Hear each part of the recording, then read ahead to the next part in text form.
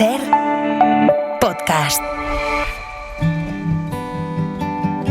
La hora extra con Raquel García. Tu me contou que deu faísca na primeira vez que a gente se cruzou,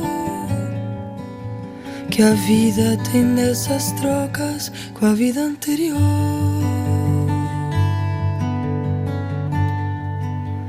Pois eu tenho a certeza, tu tanto já mudou desde o encontro que se deu naquela primavera. Ou talvez nem fosse ainda, mas juro que vi flores que agora trago pra você. Contaba el nuevo premio Cervantes el escritor y filólogo Gonzalo Celorio, una de las voces más destacadas de la literatura mexicana actual, cómo bebió y aprendió de escritores españoles en el exilio, como Adolfo Sánchez Vázquez o Ramón Sirau. Yo escribo un poco por una necesidad apremiante, porque tengo un conflicto que quiero de alguna manera exorcizar, de alguna manera desprenderme de él. Yo recuerdo mucho lo que decía Julio Cortázar de la escritura de un cuento.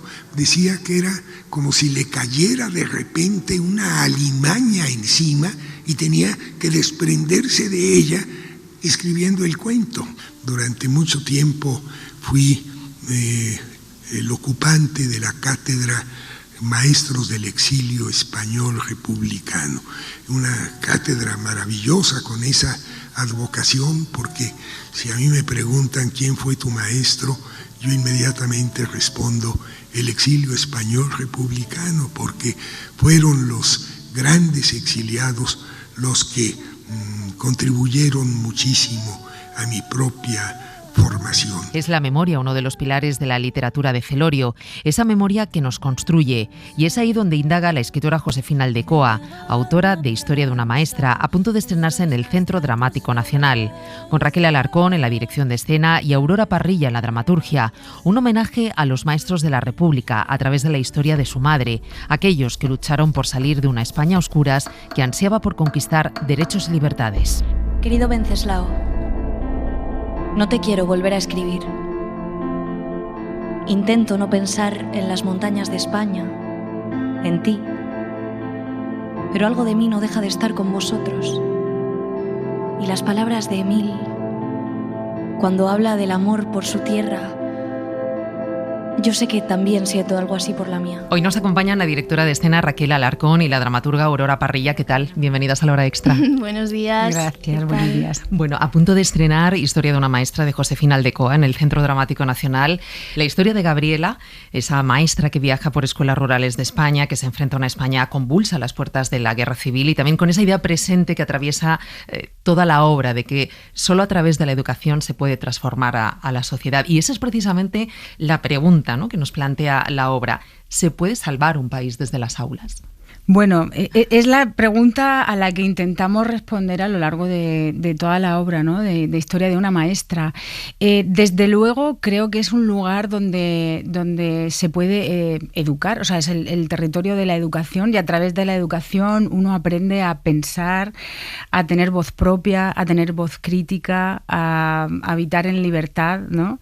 Y eso es un elemento transformador, absolutamente. Absolutamente. Creo que el alma de los pueblos está en la cultura, y la cultura para mí se expresa con dos vehículos, ¿no? Uno es el arte, el otro es la educación, ¿no? Y eso es lo que nos posibilita reflexionar, aprender, descubrir y tomar partido, ¿no? Tomar voz. Aurora. Respondemos, como decía Raquel, intentamos responder a esta pregunta. Tenemos a Gabriela como protagonista de la pieza, que nos permite hacer esto porque ella no pierde jamás su convicción de que sí, de que se puede, a pesar de la revolución, a pesar de que haya gente que elija la violencia, ¿no? y salir armada a producir esos cambios sociales que se ansiaban. Ella se reafirma y dice, no, yo creo que la revolución está en las aulas.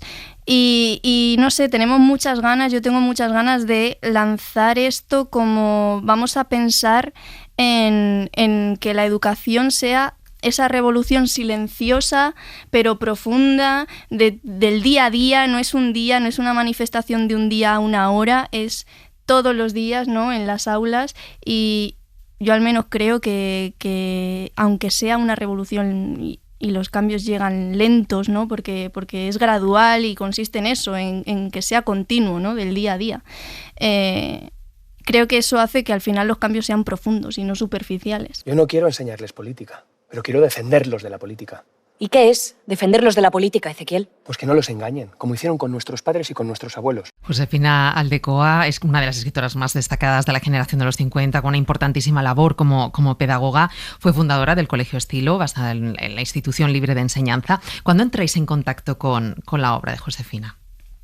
Bueno, a través de la invitación del Centro Dramático Nacional, que nos llama, nos convoca para llevar a cabo este proyecto, ¿no? A Aurora con la adaptación de la novela y a mí desde la dirección, aunque es una figura que efectivamente conocíamos con anterioridad, ¿no? Mi recorrido tiene que ver mucho también con la educación. Me formé como para ser maestra de lengua y literatura, y en esa época Aldecoa era una de las figuras a las que yo admiraba. Es muy bonito, años después, de repente verte aquí poniendo en pie, ¿no? Su propia historia, porque es uno de los personajes que está encarnado en la obra a través de la actriz Manuela Velasco, que da vida a Josefina, ¿no? que es quien le pide a Gabriela, su madre, maestra republicana en la República: mamá, cuéntame tu historia, quiero saber cómo fue, quiero saber qué pasó, ¿no?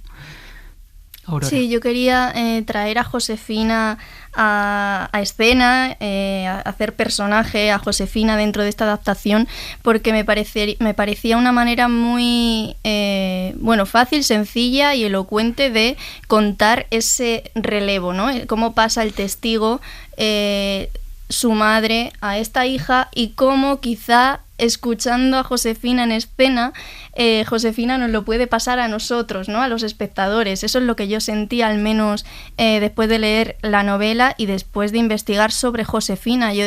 Había unas ganas de que a mí me llegase ese relevo, ¿no? Que no se quedase en ella, en Josefina. Y de alguna manera, de esa forma, que la República, que los ideales, sobre todo ligados a la enseñanza que se sostuvieron en la República, traerlos a hoy. Como decíais, es un homenaje, pues, a todos aquellos maestros, aquellas maestras, sobre todo de la República. Es el mayor éxito editorial de Josefina Aldecoa. Es una obra dedicada a su madre, como decías, también maestra.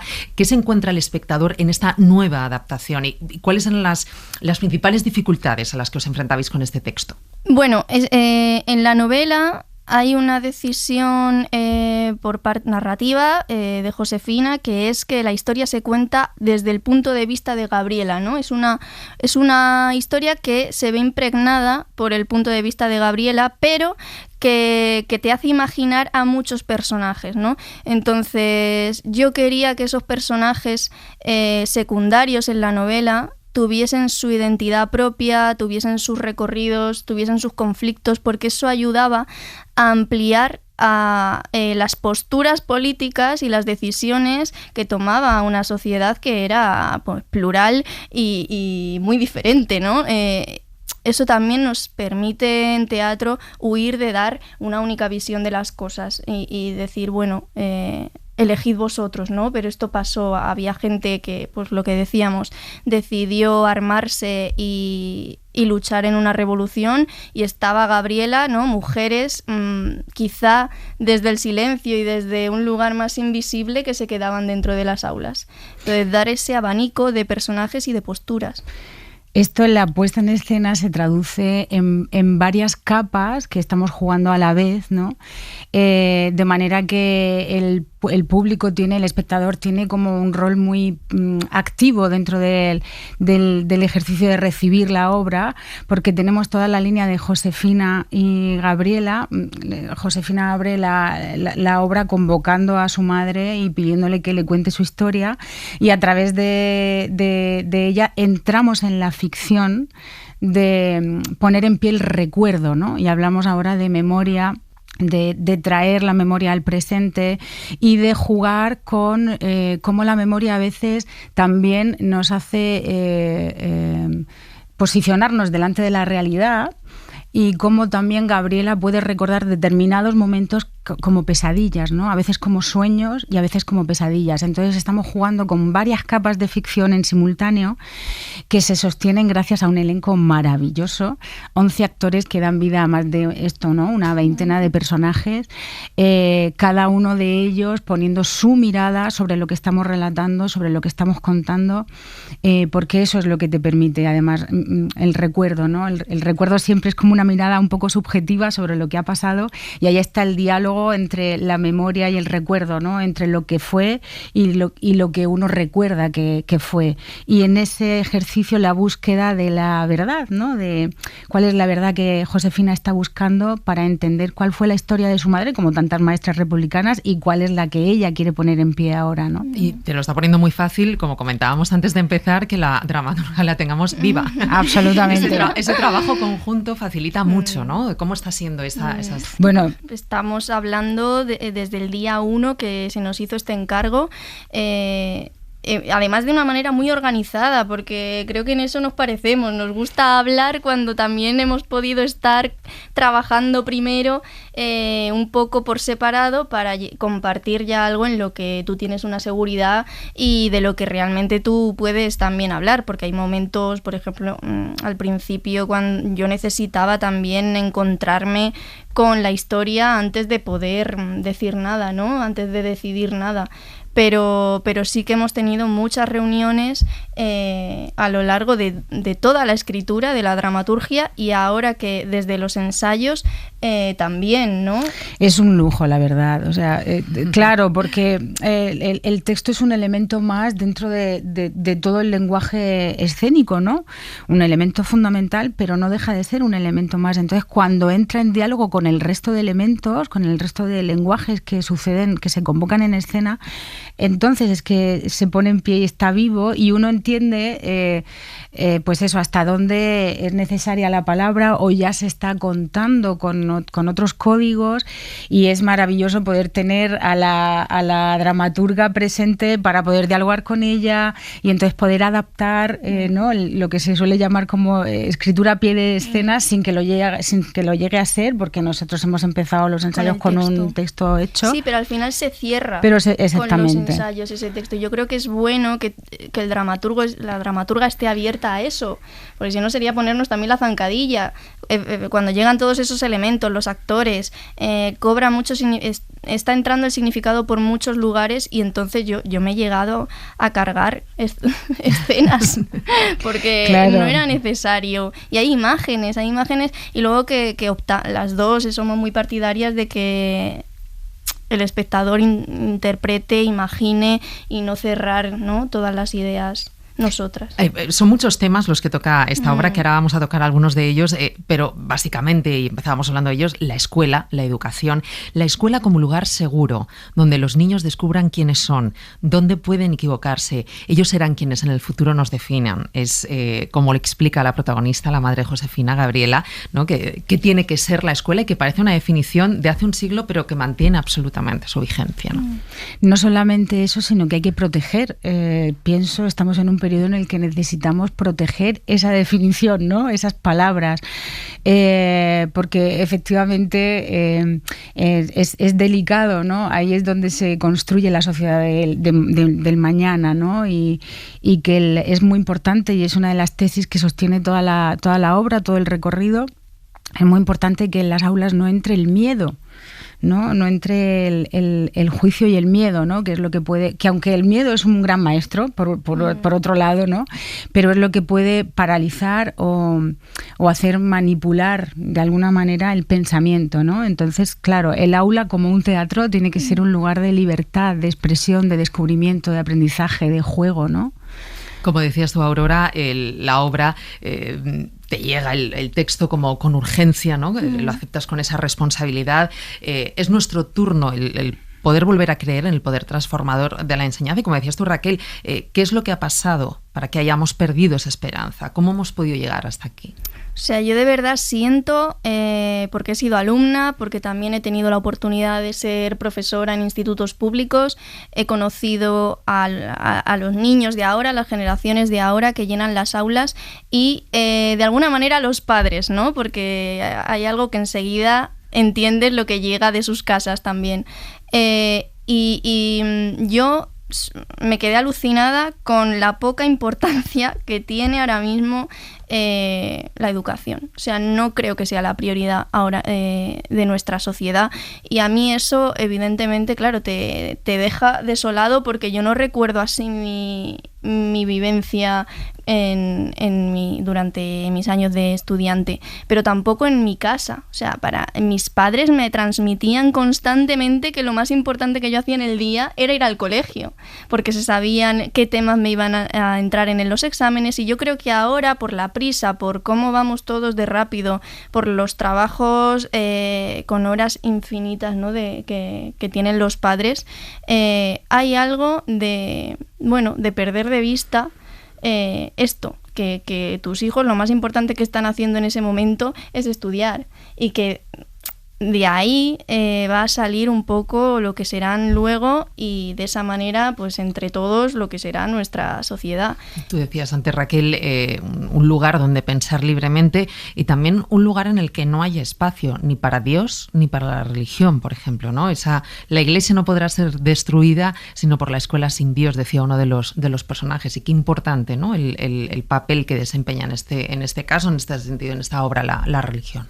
Claro, creo que la vocación de un maestro, de una maestra, de alguien que se dedica a la enseñanza, creo que el límite de esa vocación está, creo que es una doble línea, ¿no? Si es de dentro hacia afuera, que es una expresión muy teatral que utilizamos a menudo, si es de dentro hacia afuera, el límite está en el respeto hacia el otro, en la libertad, en el respeto a la libertad, en el respeto hacia el otro, y en el respeto a las ideas y al pensamiento, porque si uno entra ahí cae en la manipulación, ¿no?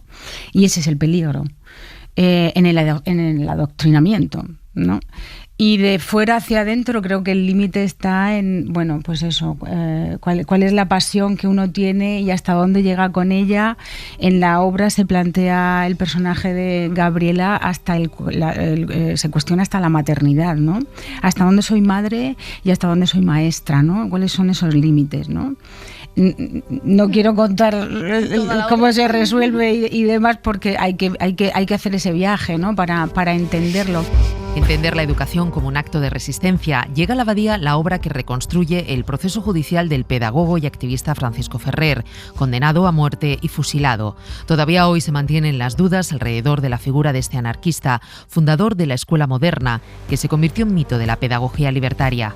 Con dramaturgia del belga Jean-Claude Idé, supone la vuelta a la dirección de José Luis Gómez, fundador del teatro. Es un texto que nos retrotrae a la memoria histórica, a esas miles de ejecuciones injustas que hubo en nuestro país. El juicio empezó al día siguiente en una sala pequeña y sobrecalentada, la educación, con ventanas enrejadas, es primordial en la conformación del hombre, del ciudadano.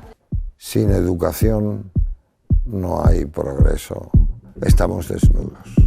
Fueron más de 15 años escribiendo sobre aquellas historias de su abuelo durante la Guerra Civil, historias que se convirtieron en retrato de una época y que nunca antes se habían contado a través del realismo mágico. Un Macondo ibérico, como lo llama David Uclés, autor de La península de las casas vacías, convertido en fenómeno editorial y que ha dado paso a Las cuatro heridas, el nuevo podcast de la SER, un recorrido sonoro por las causas del conflicto y las sombras de la dictadura.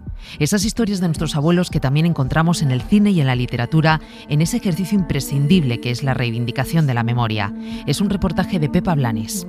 Son los nietos y nietas de una generación perdida, aquella que fue masacrada por el franquismo durante la guerra y la dictadura, quienes están ahora recogiendo esa memoria, sin miedo a enfrentarse al pasado, con ganas de hacer justicia y con una mirada de quienes ya nacieron en democracia. Es el caso de David Uclés, escritor que utilizó el realismo mágico para contar la historia de su abuelo y de muchos otros, en realidad la historia de un país. Tengo aquí 40 personajes, un drama enorme en un pueblo, que son las primeras 200 páginas del libro. ¿Qué hago con estos personajes? Y a mitad de camino dije, lo voy a desparramar por toda la península y voy a contar toda la guerra, ¿no? Ahora presenta un podcast donde continúa su mirada y su análisis a la guerra que empezó en la península de las casas vacías, también a aquellas heridas que nunca se curaron. Lo más importante es reflejar que lo que pasó en el 36, en el 40 o en el 60 siguen influyendo en el hoy. Que cada oyente llegue a la conclusión que desee. Para mí está claro. El golpe de Estado instauró el desorden, la muerte y la guerra en el país. Es importante lograr que los adultos lleguemos a tener una misma visión de lo sucedido. De lo contrario, no podremos contarle a los que vienen después lo que ocurrió. Hay más nietas y nietos que se afanan por cerrar heridas. Algunos son más veteranos, como Emilio Silva. A él le debemos que hace 20 años, en 2005, se abriera la primera fosa de una manera científica. Fue la de su abuelo en Priaranza del Bierzo, en León. Periodista, activista y presidente de la Asociación por la Memoria, ahora se adentra en la ficción para contar a su familia. Lo único que podemos hacer con ese pasado es cambiar el significado que tiene. Y yo creo que la ficción para eso es muy potente. También heredó el trauma por la pérdida de su abuelo, un trauma que tuvo su padre y su tío y que él intenta borrar, pero no es fácil. Las ejecuciones, las condenas, como cuenta esta novela, Néveda, marcaron también la diferencia de clase y el futuro de muchas familias aún hoy. Durante más de 40 años de mi vida yo estaba en contacto directo con ese trauma. Entonces no hablo de oídas ni de leídas, hablo de una experiencia personal. Paco Cerdá aborda desde el ensayo lo que fue la contienda. En Presentes, Premio Nacional este año, demuestra que los traumas se heredan, pero que esta nueva generación ya no tiene miedo de abordarlos y enfrentarlos. Creo que necesitamos verdad, creo que necesitamos tiempo. Hace unos años tuvimos la suerte de leer Carcoma, de Laila Martínez, y este año El paracaidista, una historia sobre la memoria y cómo la violencia permanece y se expande a través del tiempo y las generaciones, que firma Ana Campoy. Que yo he sufrido la guerra civil, es decir, yo he convivido con dos personas que eran niños de la guerra traumatizados por ella y yo detectaba ese trauma en mis abuelos. Un momento interesante este que vivimos en la ficción, que ahonda de manera clara y nada equidistante en la recuperación de la memoria, de las historias íntimas que configuran la historia global. La Guerra Civil contó en su momento con la mejor literatura y la poesía posibles, escritores como Max Sau, Arturo Barea, poetas como Alberti o Miguel Hernández. Hubo novelistas internacionales como Hemingway en Por quién doblar las campanas o Orwell en su homenaje a Cataluña, que retrataron la guerra. Después hubo un ligero vacío, una generación nueva que miró hacia adelante y que buscó otros temas menos dolorosos y menos controvertidos en un país que quería cerrar las heridas sin curarlas. La publicación de Soldados de Salamina, de Javier Cercas, a principios de los 2000, con adaptación al cine incluida, cambió la manera de acercarse a la guerra. Antes había conseguido lo mismo una película de un inglés, Ken Loach.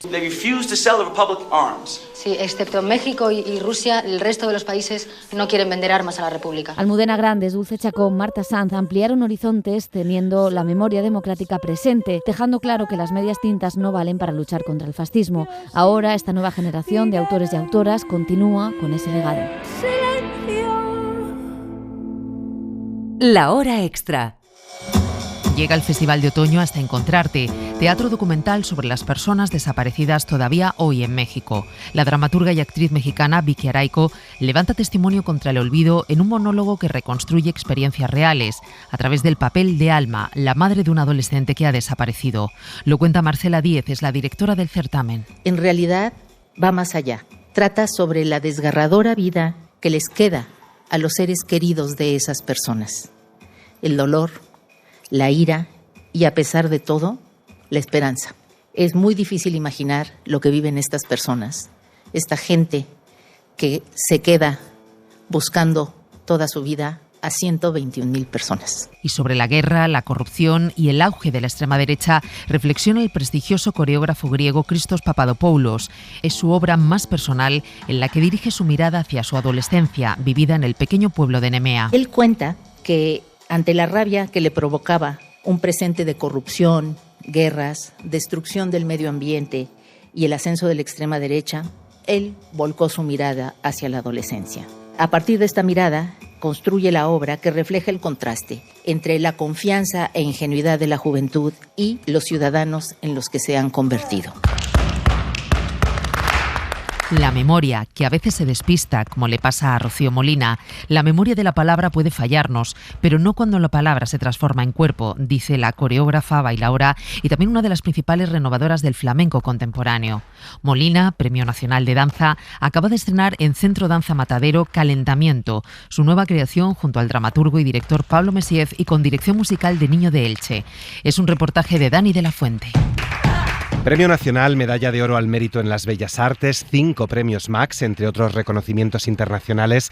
La trayectoria de Rocío Molina nos garantiza que lo que vamos a ver es espectacular, en eso coincidíamos todos en la rueda de prensa, pero indescifrable. Porque necesito ya el factor sorpresa, muchísimo. Lo que yo deseo de todas las obras, que la gente diga, mira, no sé qué pasó, pero quiero volver. Porque eso es lo que pasa en las fiestas. ¿Cómo contás una fiesta? Es aburrido, ¿no? Calentamiento, la pieza en la que llevan trabajando 2 años, nace de un proceso creativo de conversación y de escucha y está dividida en 2 partes. Una primera parte que es un solo y que habla un poco del no poder dejar de empezar y una situación de soledad del cuerpo que baila solo.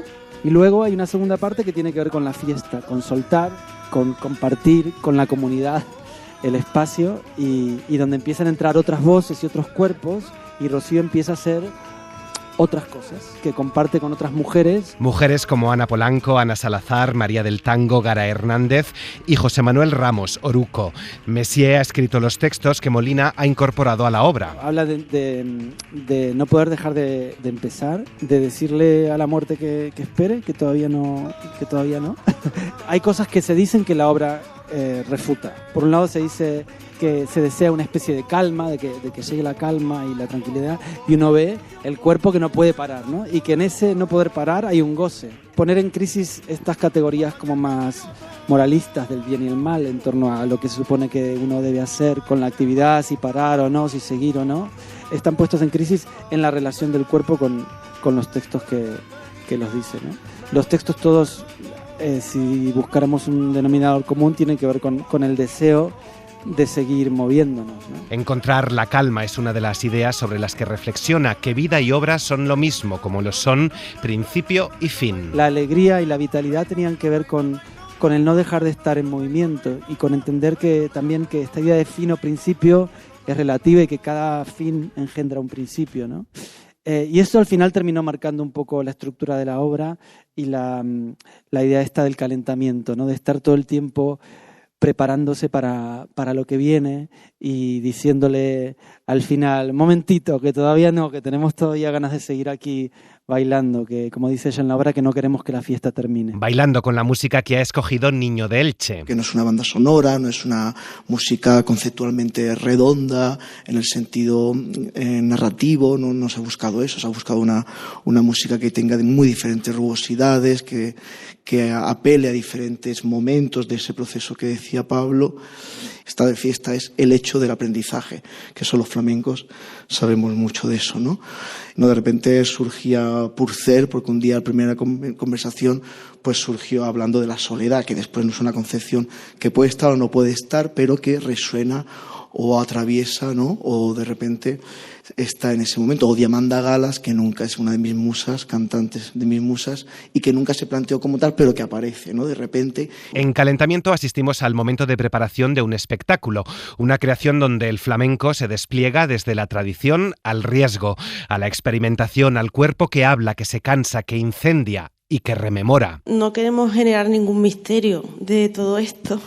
Es verdad que no, igual no sé, esto es muy abstracto, pero que nos cuenten. Sí, que no tiene, o sea, que a lo mejor no te quedas con una sensación concreta, pero bueno, caliente te va a ir para la casa, eso seguro.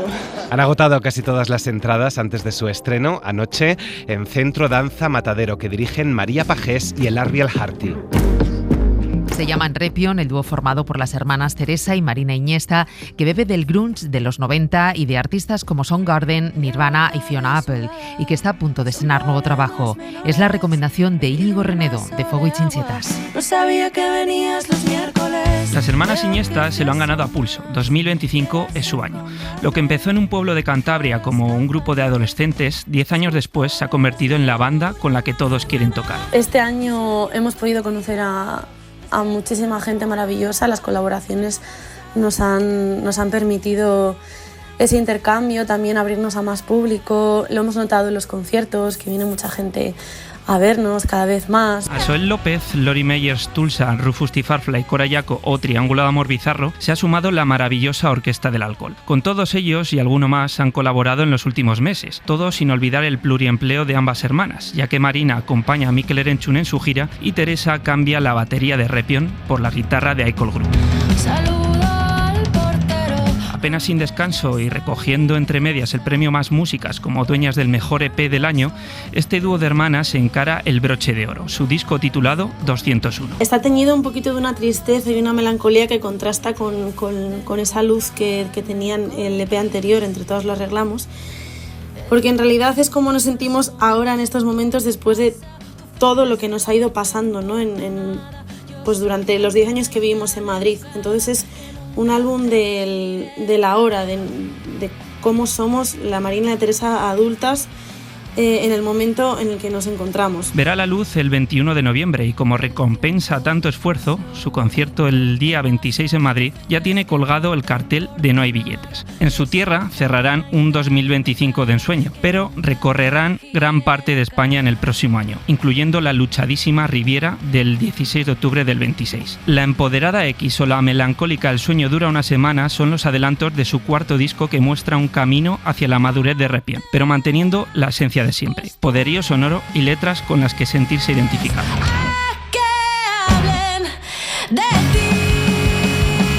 Ya sabéis que los contenidos los podéis encontrar en todas las plataformas de audio y en nuestra web de la SER.